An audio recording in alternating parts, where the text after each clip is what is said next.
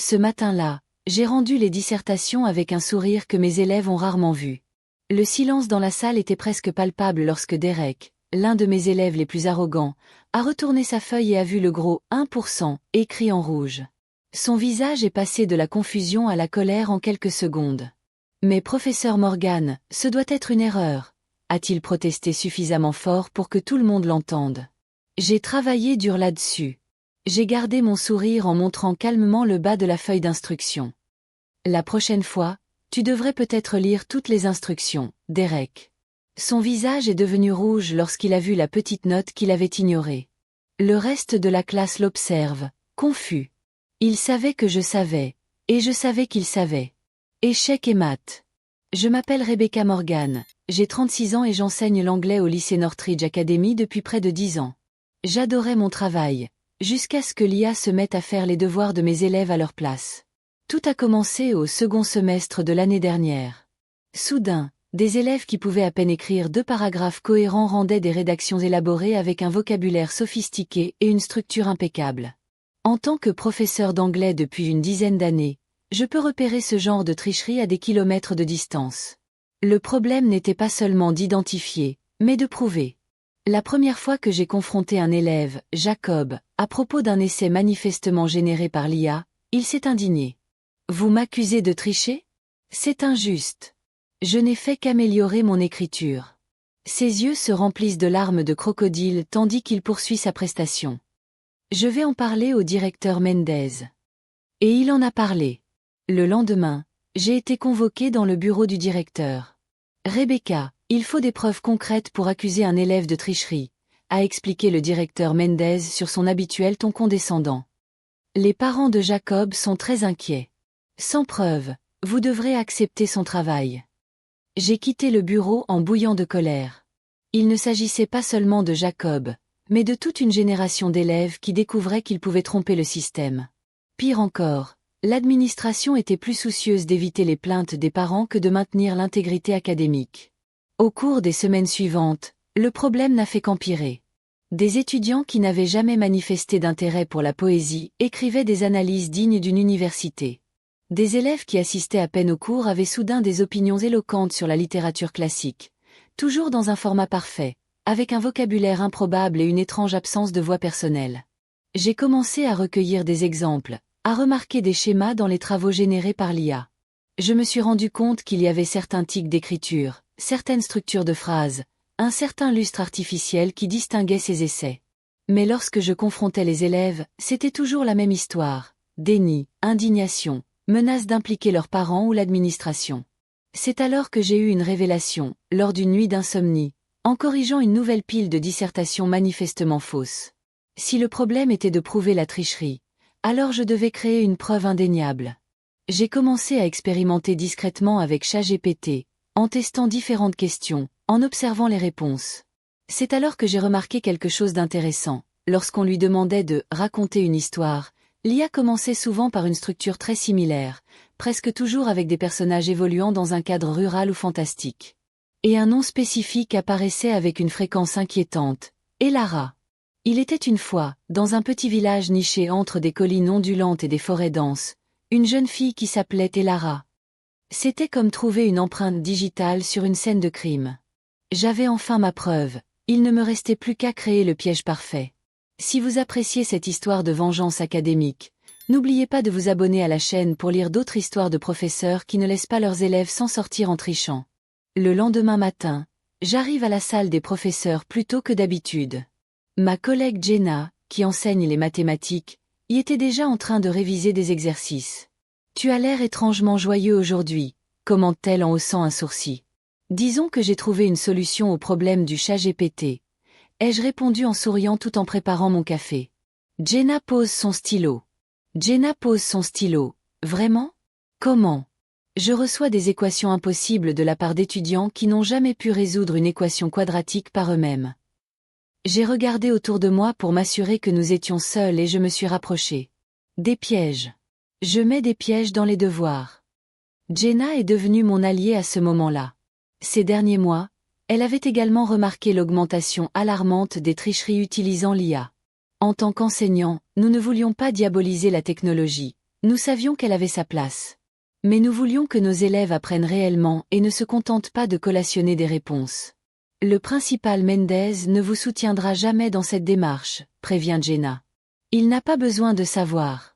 La beauté de mon plan, c'est que je n'accuse personne d'utiliser l'IA. J'exige simplement qu'il lise les instructions. J'ai passé la semaine suivante à me préparer soigneusement. J'ai créé une tâche de création littéraire simple mais stratégique. Dans les instructions, j'ai écrit clairement « Écrivez une histoire originale sur le sujet de votre choix. Ensuite, répondez aux questions sur l'histoire que vous avez créée. » En bas de la page, dans une police légèrement plus petite, j'ai ajouté « Si le nom de votre personnage principal était Lara, moins 99 points. » Jenna a ri quand je lui ai montré la feuille. C'est brillant dans sa simplicité. Ils ne peuvent pas se plaindre parce que la pénalité est clairement indiquée dans les instructions. Exactement. Et s'ils ne lisent pas toutes les instructions, eh bien, c'est aussi une leçon importante, n'est-ce pas? Les jours suivants, j'ai continué à tester ChatGPT chez moi pour confirmer mon modèle. J'ai essayé différents messages guides tels que « Écrivez une histoire créative » ou « Racontez-moi une histoire courte », et systématiquement, le personnage d'Elara est apparu dès les premières tentatives. C'était comme si c'était le nom par défaut des personnages féminins dans leurs histoires. Le jour du devoir, j'étais nerveuse mais confiante. J'ai distribué les feuilles et lu les instructions à haute voix, en marquant délibérément une pause entre chaque point. J'ai demandé s'il y avait des questions, en regardant directement les élèves dont je soupçonnais qu'ils utiliseraient l'IA. Pouvons-nous écrire sur n'importe quel sujet? A demandé Zoé, une élève enthousiaste. Tout ce qui est approprié pour la classe, ai-je confirmé. Laissez libre cours à votre créativité. Derek, l'élève qui m'avait posé problème auparavant, a levé la main. Quelle doit être la longueur du texte? Au moins 500 mots. Les instructions sont toutes sur papier. J'ai remarqué qu'il n'a même pas baissé les yeux. C'est parfait. Les élèves ont travaillé en silence tout au long de la leçon. Certains s'arrêtaient de temps en temps, pensifs, d'autres écrivaient sans discontinuer. J'ai observé discrètement Derek sortir son téléphone portable de sous la table à plusieurs reprises. J'ai fait semblant de ne pas le remarquer. Lorsque les devoirs ont été rendus, j'ai passé le week-end à les corriger. La plupart des élèves avaient écrit de véritables histoires, certaines bonnes, d'autres moyennes, mais toutes clairement originales, avec des voix distinctes et des erreurs typiquement adolescentes. Et puis j'ai trouvé 3 travaux qui sortaient du lot, ceux de Derek, de Madison et de Tyler. Ils commençaient presque tous de la même manière. Il était une fois, dans un petit village niché entre des collines ondulantes et des forêts denses, une jeune fille appelée Elara. Je n'ai pas pu m'empêcher de sourire en cochant 1%, en rouge en haut de chacune d'entre elles. C'était presque trop satisfaisant. Le plus incroyable. Les 3 élèves n'avaient même pas répondu aux questions sur leurs histoires originales, probablement parce qu'ils ne savaient pas vraiment ce qui s'y passait. Alors que je rangeais les essais corrigés dans mon dossier, Jenna est entrée dans la salle. « Alors, ça a marché? Ça a marché ?» demande-t-elle avec anxiété. 3 poissons dans le filet, ai-je répondu en lui montrant mon travail. Et le plus beau, c'est que je n'ai rien à me reprocher. On ne peut rien me reprocher. Ils n'ont juste pas lu les instructions. Que pensez-vous qu'ils feront quand ils auront leurs notes? Probablement se plaindre. Peut-être qu'ils menaceront d'en parler au principal Mendez. Mais cette fois, je suis complètement protégée. Ce que je n'avais pas réalisé, c'est que mon petit piège n'était qu'un début. Les 3 élèves allaient vraiment être furieux, et je devais être prête à affronter la tempête qui s'annonçait. En rangeant les dissertations dans mon sac, j'ai pensé aux expressions que j'allais voir le lendemain. Derek, en particulier, toujours si convaincu de son intelligence supérieure, toujours si dédaigneux des tâches qu'il considérait comme inférieures à son niveau. J'avais hâte de voir sa réaction lorsqu'il découvrirait qu'il était tombé dans un piège aussi simple. Le lundi, je suis entrée dans la salle de classe avec les corrigés en main. Les élèves s'agitaient sur leur pupitre lorsque j'ai commencé à les distribuer. Je me suis approchée de Derek et j'ai posé son travail face contre terre sur son bureau, sans dire un mot. Il l'a immédiatement retourné et son visage a pâli. « Hein » s'exclame-t-il en regardant le gros 1% en rouge. « C'est une erreur ?» « Il n'y a pas d'erreur, Derek, ai-je répondu calmement, en continuant à distribuer les essais. Certains élèves ont regardé leurs camarades de classe, déconcertés par l'agitation qui régnait. Madison fut la prochaine à recevoir sa note. Ses yeux se sont écarquillés, et elle a rapidement levé la main. Professeur Morgan, je pense qu'il y a un problème avec ma note. Discutons-en après le cours, répondis-je en gardant mon calme. Lorsque Tyler reçut sa dissertation, il la fourra simplement dans son sac à dos, le visage rouge d'embarras, ou de colère, je ne saurais dire. Maintenant, discutons du prochain projet, commençai-je, mais Derek m'interrompit. Non, j'ai besoin de savoir pourquoi j'en ai pris un. J'ai travaillé dur dessus. Derek, tu remets en cause mon évaluation. Oui, c'est vrai. C'est injuste. D'accord. Je me suis dirigé vers mon bureau et j'ai pris une copie des instructions. Lisez la dernière ligne, s'il vous plaît. À haute voix. Derek a pris le papier. Ses yeux ont parcouru la page jusqu'à ce qu'ils atteignent le bas. Son expression changea instantanément lorsqu'il découvrit la note. Si le nom de votre personnage principal était Lara, moins 99 points. Un silence de mort s'abattit sur la salle. Certains élèves commencent à comprendre ce qui s'est passé.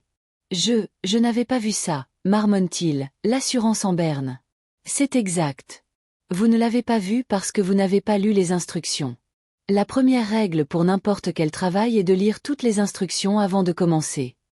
Je me tourne vers la classe. Je me suis tourné vers la classe. Cela s'applique à tout le monde. Si vous ne lisez pas toutes les instructions, comment pouvez-vous espérer accomplir la tâche correctement? Madison lève timidement la main. Est-ce que je peux refaire le travail? Non, Madison. Les instructions mentionnent également qu'il n'y aura pas de seconde chance. En fait, ce n'était pas le cas, mais elle n'avait pas lu les instructions non plus, donc elle ne pouvait pas argumenter. Le cours s'est poursuivi dans une atmosphère tendue.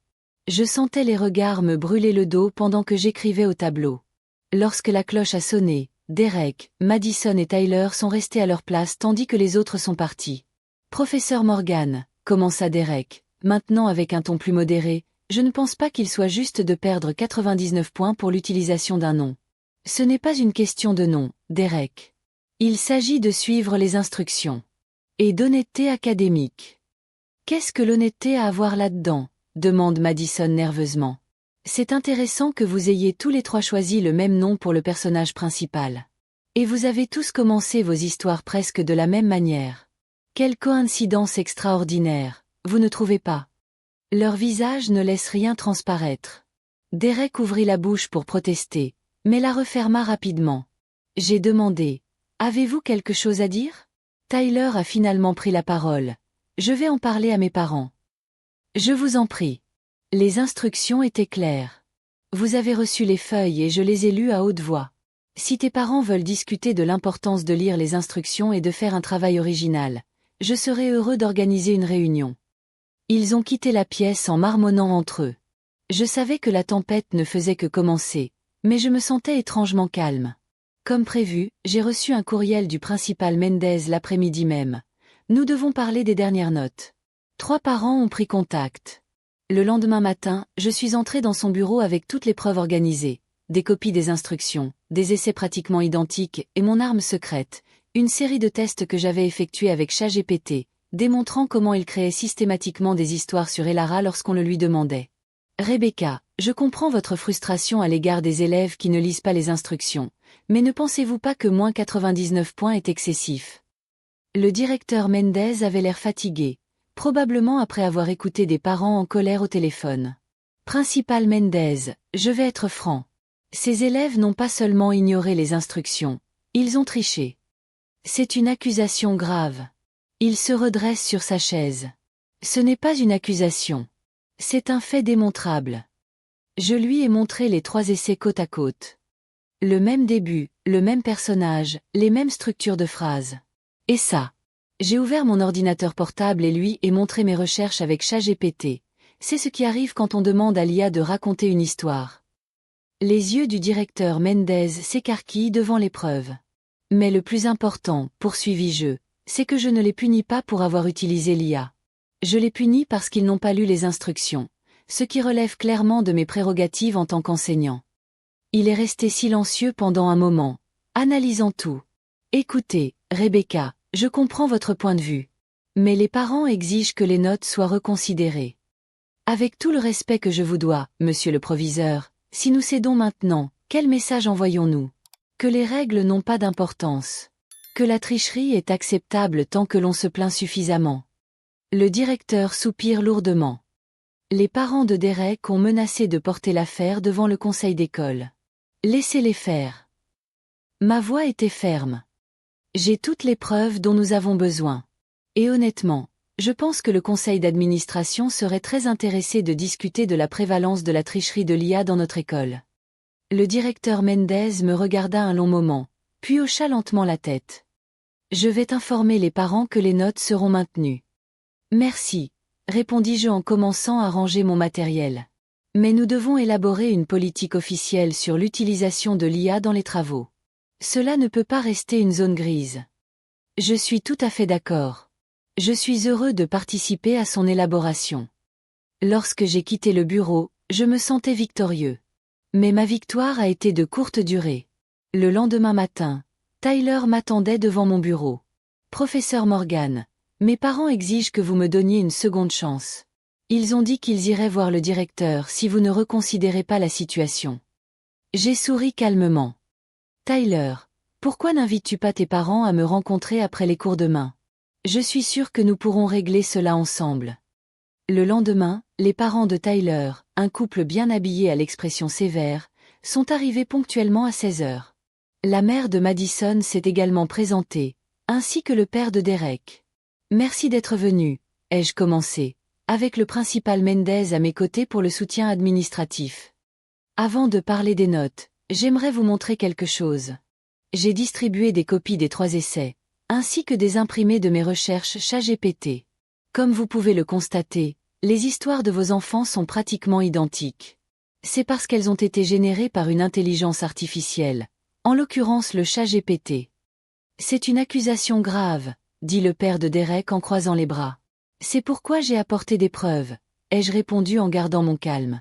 De plus, vous avez tous les 3 ignoré une instruction claire qui aurait permis d'éviter cette situation. La mère de Madison a pris les instructions, lisant la règle concernant le nom d'Elara. Tout de même, moins 99 points semble excessif pour une si petite erreur. Il ne s'agit pas seulement du nom, mais aussi de l'honnêteté académique. Ces derniers mois, nous avons été confrontés à une épidémie de travaux générés par l'IA. En tant qu'éducateur, notre objectif est que les étudiants apprennent et développent de vraies compétences, pas qu'ils copient les réponses de la machine. Le père de Tyler, qui était resté silencieux, a finalement pris la parole.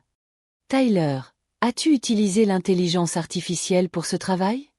Le silence qui suivit fut sa réponse. La salle est restée silencieuse pendant quelques instants après la question de Monsieur Chen à son fils.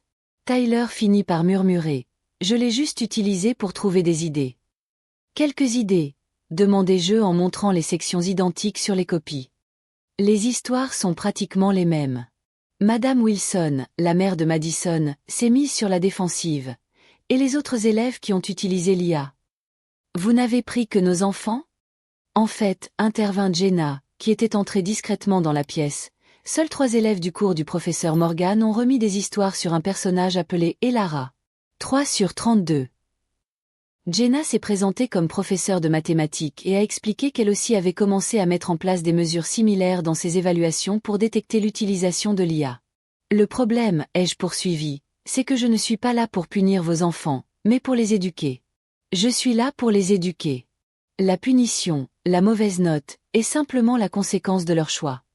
Mais 1 point sur 100, s'insurge Monsieur Adams, le père de Derek. Cela affectera considérablement sa moyenne générale. Tout comme la meilleure note pour le devoir l'aurait affecté positivement, ai-je répondu, les actions ont des conséquences. Leur choix a été d'ignorer les instructions et d'utiliser l'IA pour tricher sur un travail destiné à développer la créativité et l'esprit critique. Le directeur Mendez, qui était resté silencieux, a finalement pris la parole. J'ai reçu des communications à ce sujet de la part du conseil d'administration de l'école. Ils sont conscients du problème croissant de l'IA dans les travaux scolaires et ont demandé que nous mettions en place des politiques plus claires. Au vu des preuves présentées par Madame Morgan, je soutiens sa décision de maintenir les notes. Les parents semblent surpris par ce changement de position du directeur. Mais nous proposons une alternative, ai-je ajouté en regardant les 3 élèves. Vous pouvez rédiger un essai de réflexion sur l'intégrité académique, les avantages et les limites des outils d'IA et la façon dont vous comptez les utiliser de manière responsable à l'avenir. Cela ne remplacera pas votre note de dissertation, mais cela comptera comme un crédit supplémentaire. Tyler fut le premier à prendre la parole. « Je le ferai. » Madison acquiesce en silence, regardant le sol. Derek, quant à lui, avait l'air furieux. « C'est ridicule. Tout le monde utilise l'IA. Tu es juste vieux jeu. » Derek, dit son père d'un ton sévère, « Ça suffit. Tu as triché, acceptant les conséquences. » La réunion se termina peu après. Quand tout le monde est parti, le directeur Mendez est resté. « Cela aurait pu être un désastre, admet-il. Les Adams ont beaucoup d'influence sur le conseil d'administration. C'est pourquoi j'ai été si prudent dans mon approche, ai-je expliqué. Je ne les ai pas directement accusés de tricherie, mais seulement de ne pas avoir suivi les instructions. C'est astucieux, concède-t-il. Et l'idée du crédit supplémentaire était brillante. Cela leur donne une chance d'apprendre de leur erreur. C'était le but depuis le début. Les semaines suivantes furent fascinantes. Tyler et Madison ont rendu des dissertations étonnamment sincères et bien construites, clairement écrites par eux-mêmes, avec des fautes de grammaire et tout le reste. Derek, sous la pression de ses parents, a fini par rendre quelque chose lui aussi, mais avec moins d'enthousiasme.